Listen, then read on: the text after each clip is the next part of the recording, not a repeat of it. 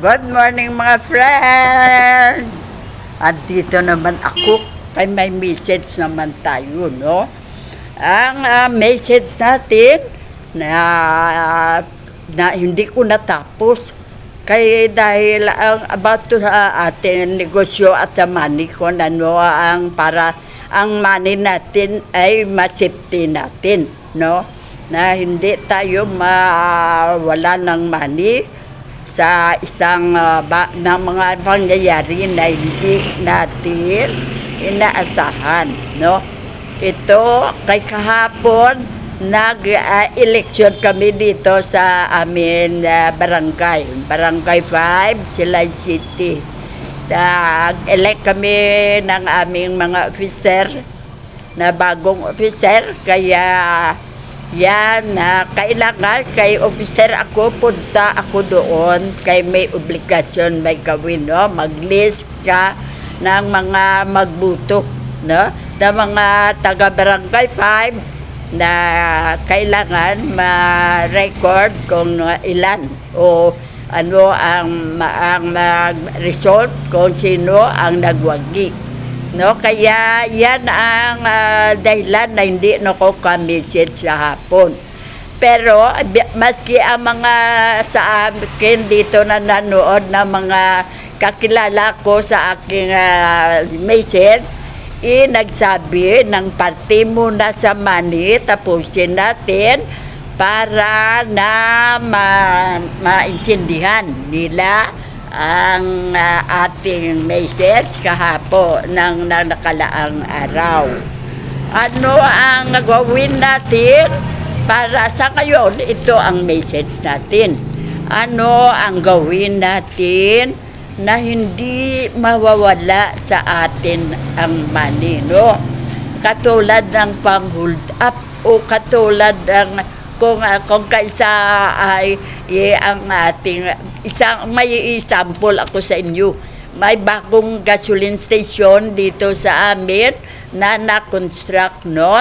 Sa na bago pa lang hindi pa ilang buwan, no?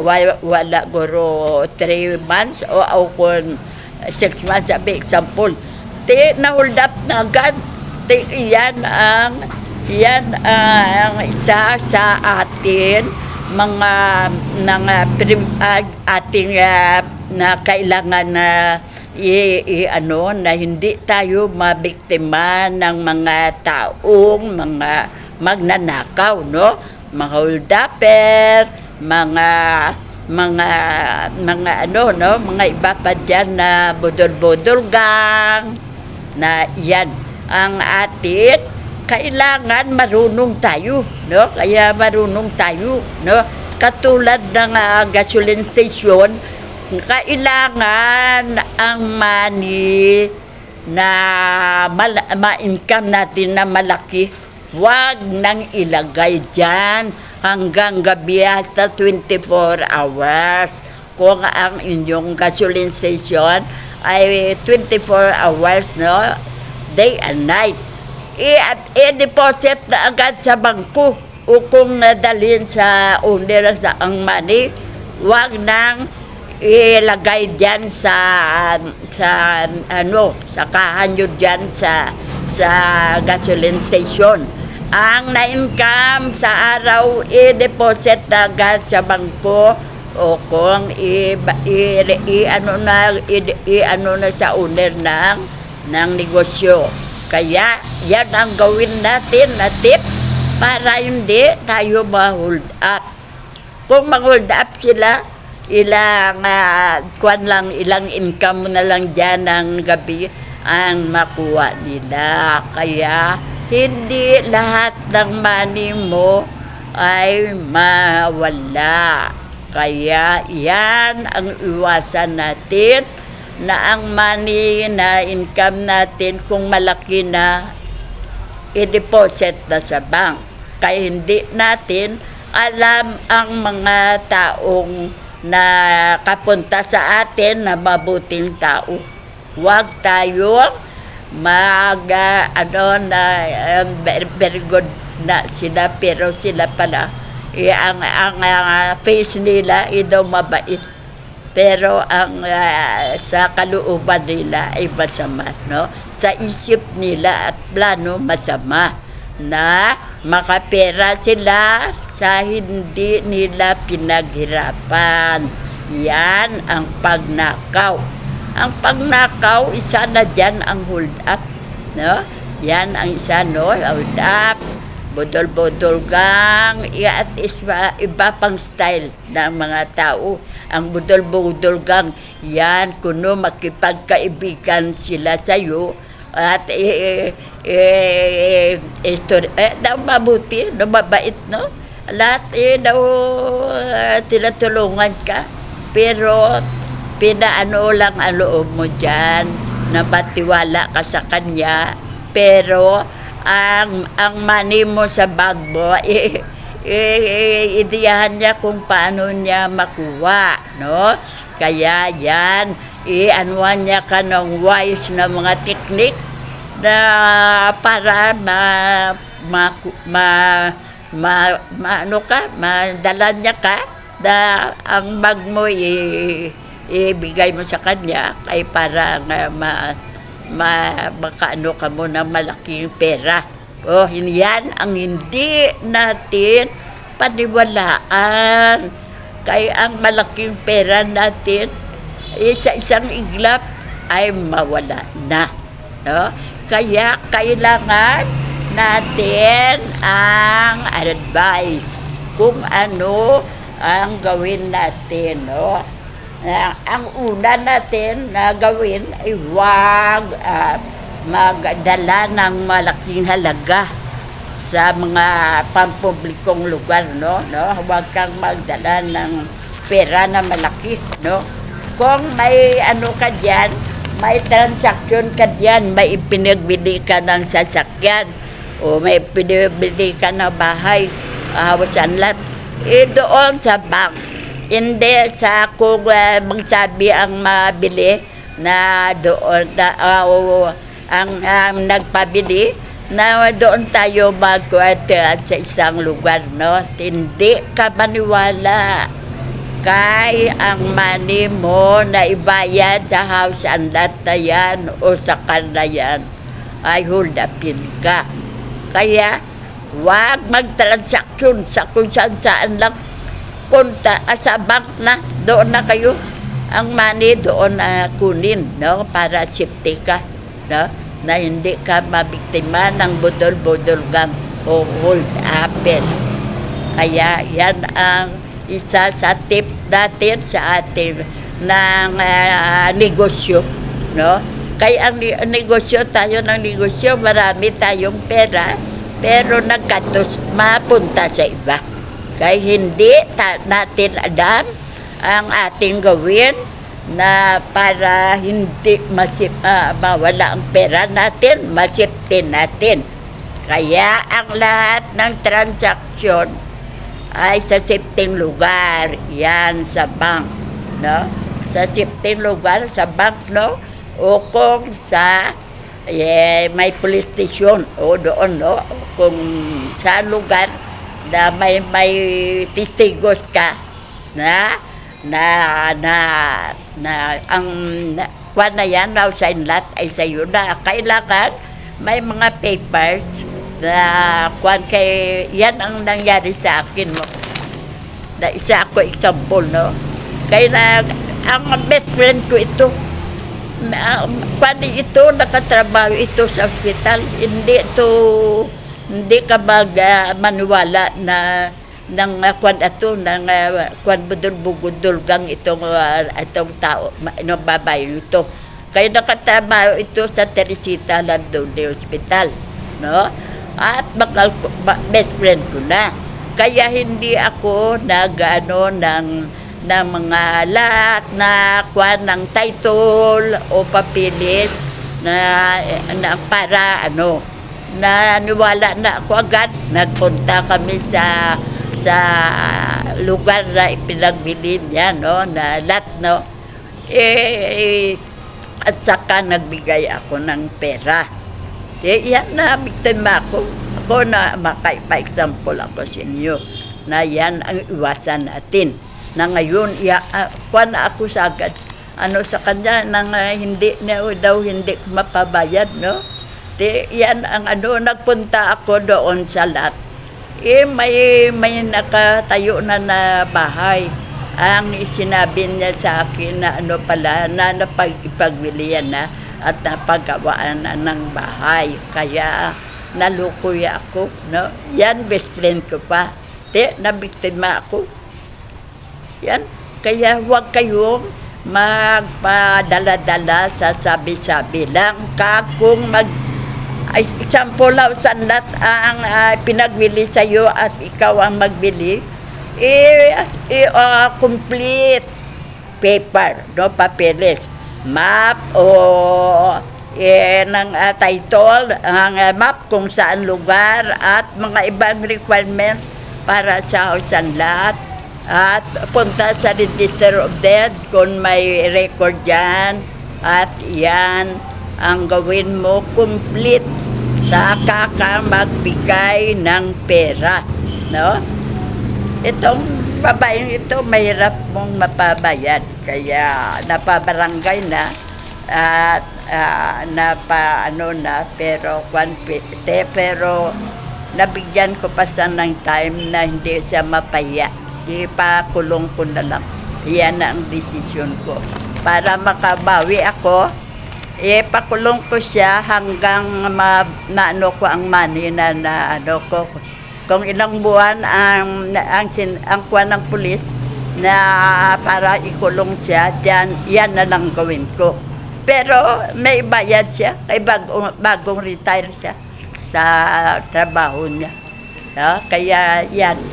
Pero para na lang, para makabawi na lang ko bisan sa money, okay na lang sa kanya na yon. Pakulong ko lang siya sa ilang buwan, kung ilan ang money na ganyan. Example, 120,000, ilang buwan ba ang presyo ng ganyang ng kantidad.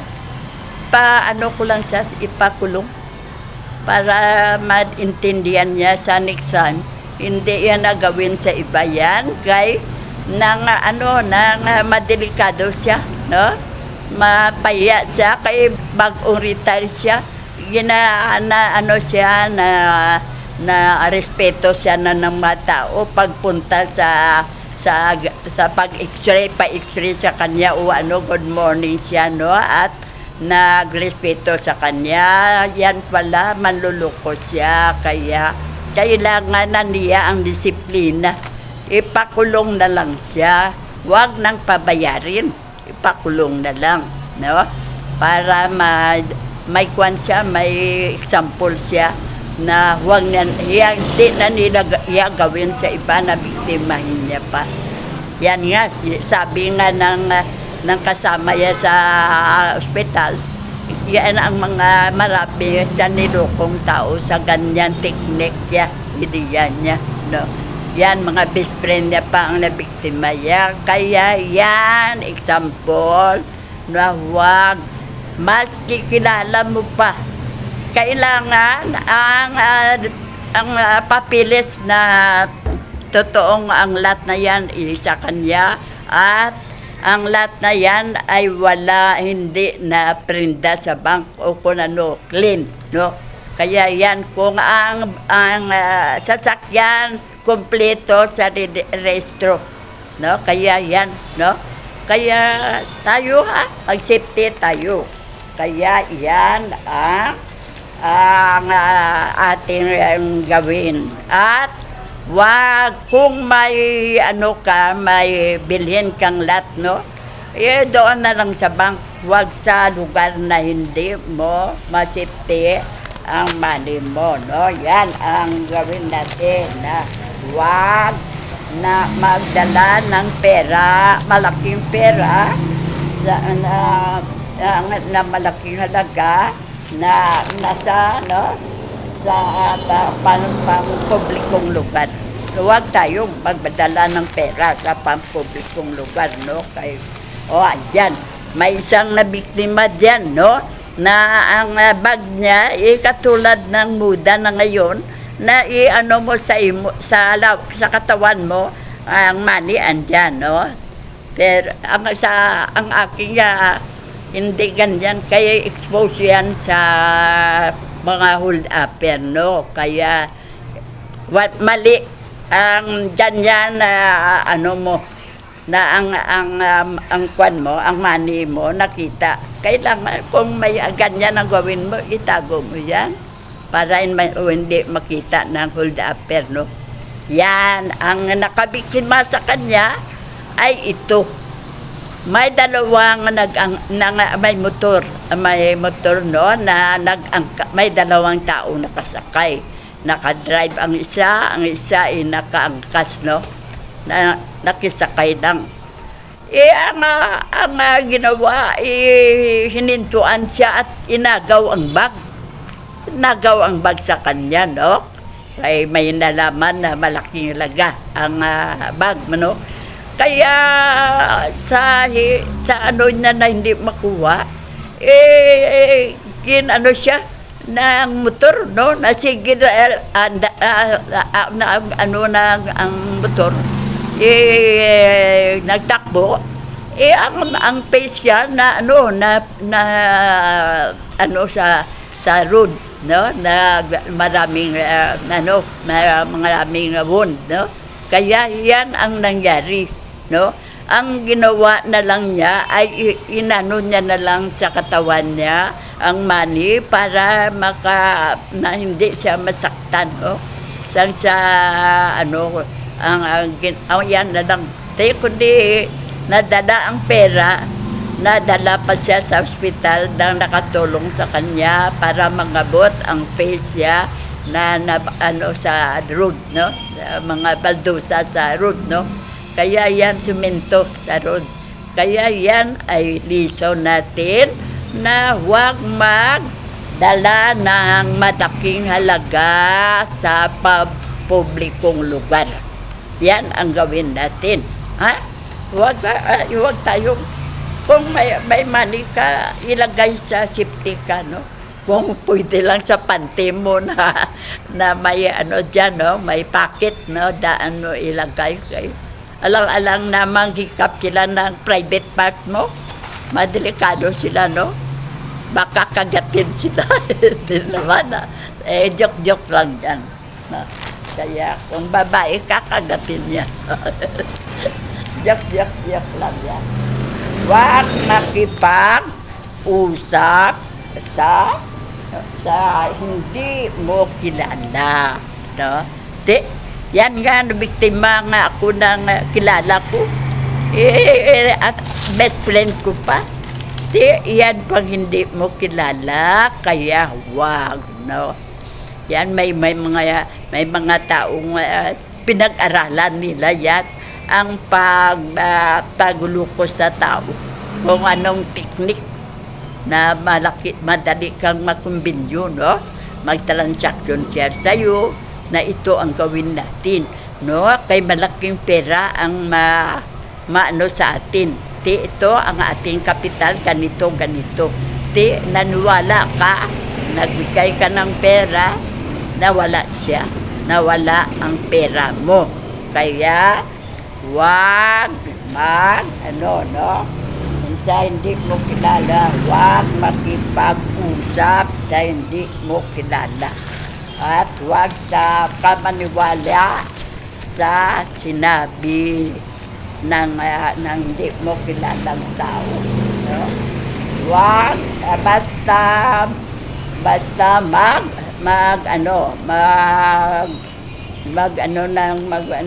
maniwala, no, na iwasan ang magsuot ng mga alahas, no? Yan, may example din ako dyan, no? Noon, ang aking husband, nakatrabaho sa Saudi, no? Yan, marami siyang nadala sa akin na mga gold na mga earring, mga ang pulseras, o mga iba pa, no, ng kwintas. Yan, nakatrabaho ako noon sa gobyerno, no, sa City Health. Ang aming trabaho, kung may piyesta, ay mag-inspeksyon sa mga nagpabili diyan ng mga pagkain, mga iba pang kwan dyan, no? Hasta mga Ferris wheel, mga kung malinis ang paligid nila at hindi sila ng sakit sa mga tao nakapunta dyan sa pista, no? Kaya yan ang aming trabaho, no? Kaya nagsuot ako gabi pa, no? Anang sa gabi na ang mga Ferris wheel at mga roller coaster na mga pula-puti na mga kuwana, no? Na mga ka dyan at manalo ka, no? Yan, sinabihan ako ng kaibigan kong siya ang leader dyan sa plaza, no? Siya ang na-assign dyan sa plaza na siya ang leader, no? Na pag-inspeksyon dyan. Kaya sinabihan niya ko nang Sherdit, wag, kunin mo yan, wag mong isuot gabi pa, gabi sa morning, hindi morning, kundi evening. Kunin mo yan, ma-hold up ka niyan, mapatay ka niyan.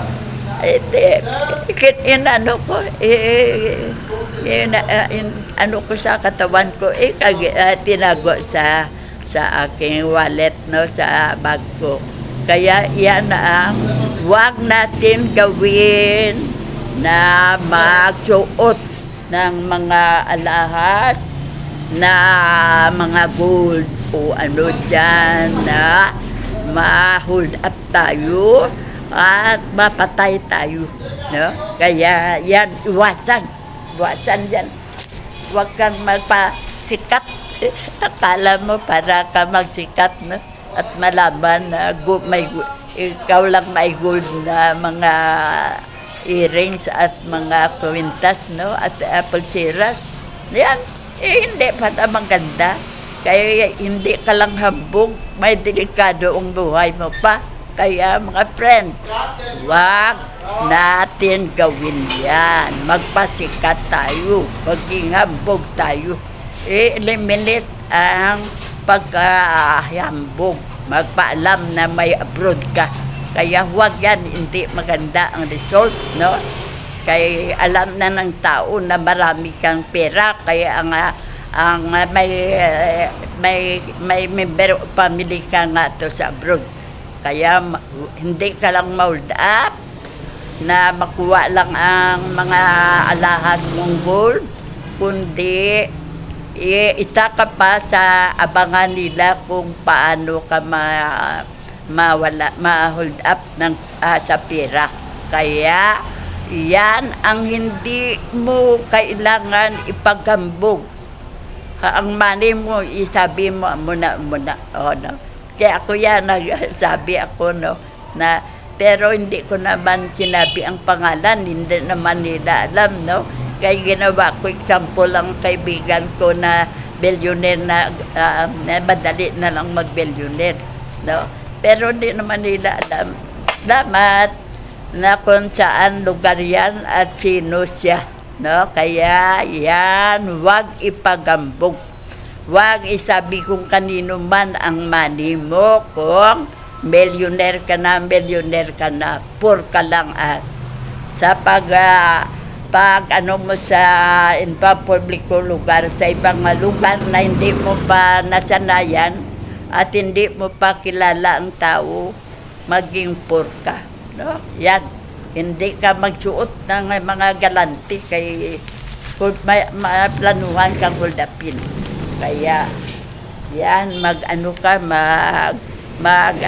na disguise ka na poor ka, no? Ang baro mo daw hindi naman sobrang poor, middle class lang, no? Kaya yan ang gawin natin, no? Yan ang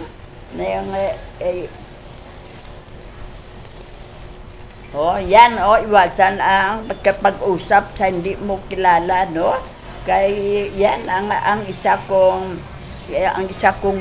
kasama sa trabaho noon sa nakakuan siya sa grocery, no? At saka ano siya ng isang babae party sa pera. Ibinigay ang pera niya sa babae. Kaya may transaksyon na malaking pera daw to.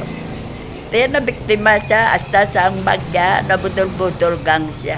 Nabiktima siya. Midwife namin yan sa isang barangay dito sa amin. Kaya yan, nabiktima. Lahat kami ay nakatikim ng ating lecture sa ngayon. No? Kaya ang aking kaibigan midwife nabiktima ng butol-butol gang. No? Ako yan nabiktima din ng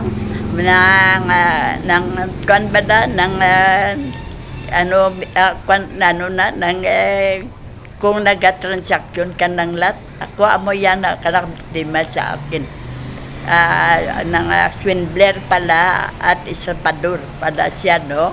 Yan ang mga ginagawa niya sa mga taong best friend niya lang. Best friend doon niya siya, ka-umpisa, pilang year na mag best friend ka. Pero may plano pala siyang biktimahin ka na maloko yan, no? Kaya yan, iwasan, maski friend mo pa siya. Huwag kang ng malaking pera, no? Makipag-communicate sa inyong bangko, no? Kung may transaction ka man. Gawing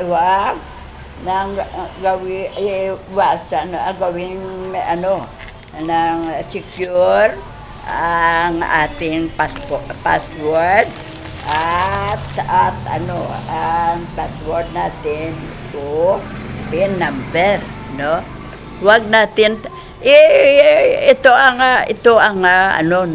ang wasto. Kung katulad ng ibang bago lang sa ganyan ng experience no na balang may card ka lang mo lang dan sa ng bank malabas na ang pera ang gusto mo, no? Yan, kung hindi ka marunong mag-operate niya, no? ng PIN number niya, kung paano mo mapalabas ang pera diyan, no? Kaya ikaw lang isa para hindi hindi ka mabiktima ng hold upper diyan, no? Kaya iwasan manghingi ng tulong sa ibang mga nagkuha diyan ng pera, no? Sa sa card na yan, no? Kaya iwasan. Ano ang gawin natin para safety tayo? Ang security guard ng bangko ang pakunin mo ng pera mo. Hindi kay ang nag-withdraw din dyan ng money na hindi mo kilala. Kay matandaan niya ang number mo, PIN number mo, siya nang kukuha every month ng money mo dyan. Kung may sabrod ka na nagpadala ng pera dito, no? Sa'yo, yan ang gawin. O kung may pensyon ka, yan ang gawin, no? O may negosyo ka na ganyan ang inyong kunin mo sa bank. May PIN number ka lang, no? May card ka na ipasok mo lang dyan at ng PIN number at kung ilang money ang gusto mong makuha, mo lang dyan at lalabas na ang money, no?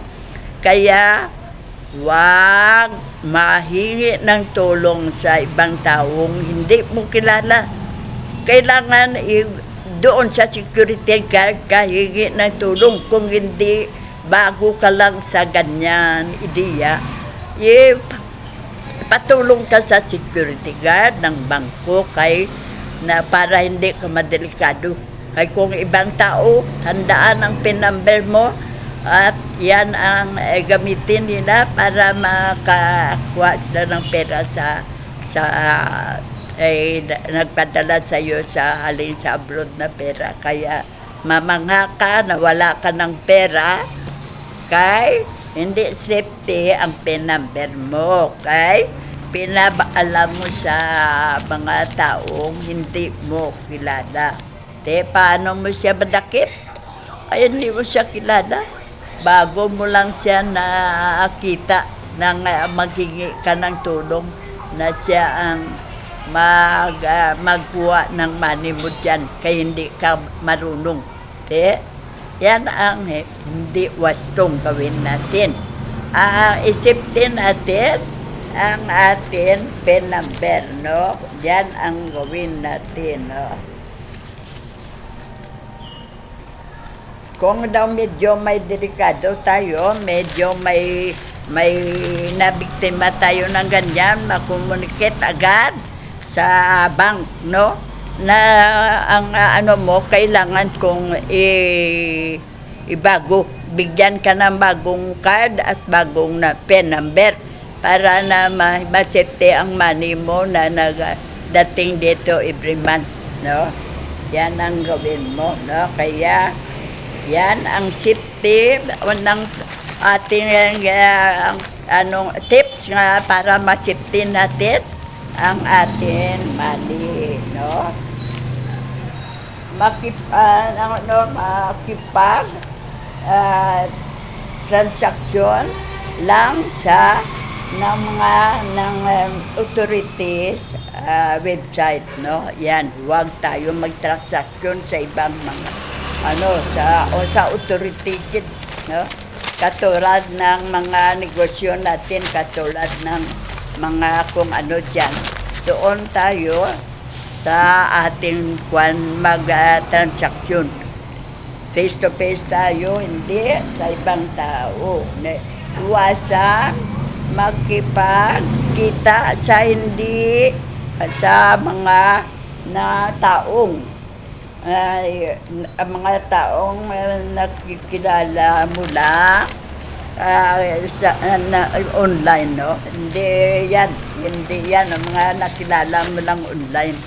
Kaya hindi mo sila nakilala sa totoong buhay, no? Kung mabuti sila o masama, o baka katulad sila ng budol-budol gang ka lang, transaction ka lang na mawala ang pera mo. Wala ng pera mo lahat sa bank. No? Kaya yan ang iwasan natin. Kahit pinaghirapan natin ang pera yan para makaipon tayo, maging millionaire tayo. Pero iba ang nag-millionaire, no?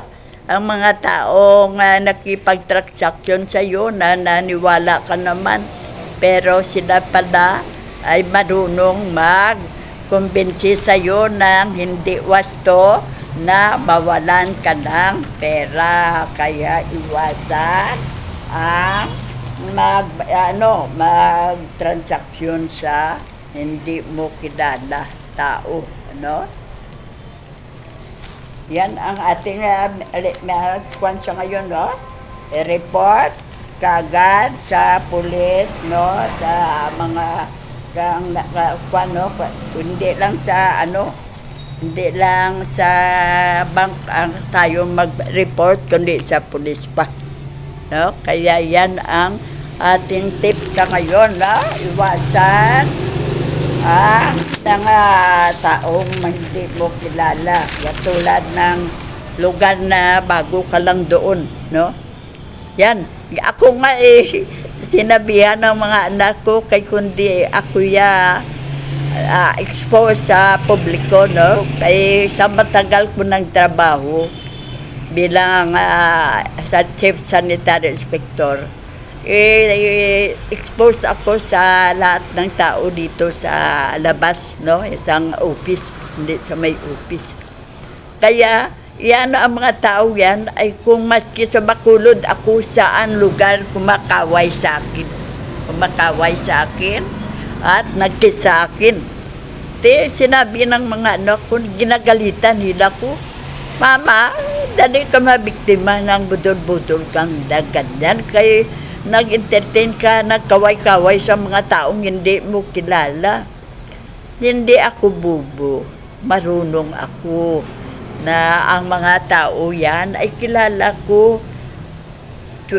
Ilang taon na, no? Kaya taga sila, city sila. Kaya yan ang ating iwasan. Pero kung daw hindi mo sila kilala at kumakaway sa'yo, ngitian mo lang.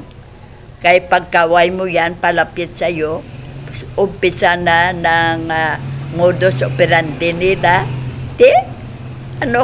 Ikaw ang nabiktima. No? At iwasan kung kumakain sa mga ng publikong pagkain, no?